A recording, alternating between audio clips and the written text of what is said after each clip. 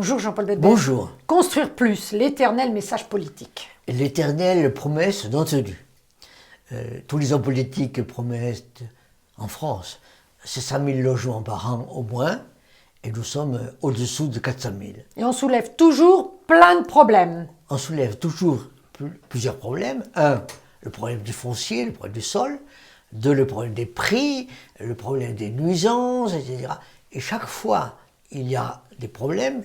Les voisins trouvent qu'il y a trop de logements, les maires ne veulent pas accorder le permis de construire. On a à chaque fois l'idée qu'il faut construire plus et on ne le construit pas plus, au contraire. Enfin, par contre, se loger, le premier problème, c'est s'endetter. Hein. Toujours. On ne peut pas se loger si on ne s'endette pas, soit avec des prêts personnels, soit avec des prêts bancaires, le plus souvent des prêts bancaires.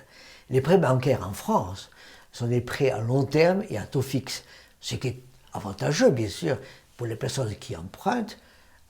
Bien entendu, il faudra qu'elle ait des revenus sur 15 ans, 20 ans, 25 ans. Et le risque apparaît à ce moment-là plus chez le banquier qui va devoir financer sur longue période et faire un pari, en quelque sorte, sur la capacité de rembourser sur 15 ans, 20 ans, 25 ans de la personne du ménage auquel il va prêter. Donc maintenant, que faut-il faire? Construire mieux.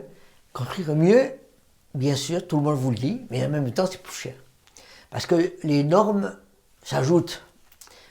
Les normes s'ajoutent, les normes de son, les normes à l'heure de l'écologie, les normes de température. Et chaque fois que vous avez des normes, vous avez un surcoût. Et à l'heure actuelle, on a un surcoût qui apparaît, qui fait que la population se vit comme étant désolvabilisée.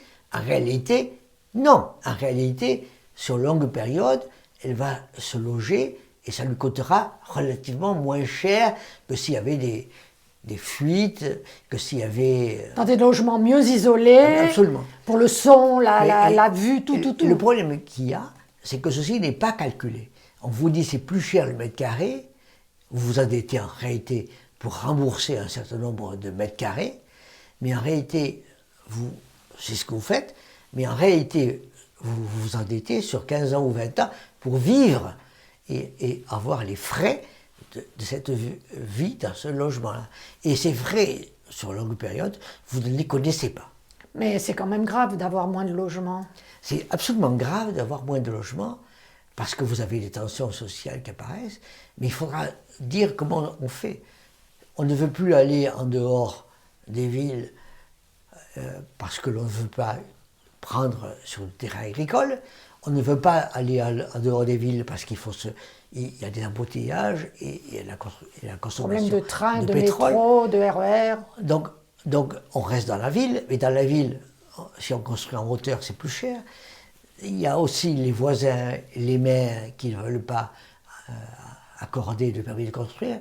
Donc nous avons chaque fois toute une série de problèmes et d'ajustements à trouver. Donc il faut discuter tous ensemble pour améliorer tout le logement. Je pense que ce serait mieux que l'on calcule mieux le prix du logement. Non seulement le prix du logement pour y rentrer, mais le prix du logement pour y rester de longue période. Et faire en sorte qu'en réalité, on finance davantage un logement qui est plus durable et plus écologique. Merci Jean-Paul Bébès. Je vous invite à vous abonner, je vous invite à liker, je vous invite à en parler, je vous invite à faire des commentaires.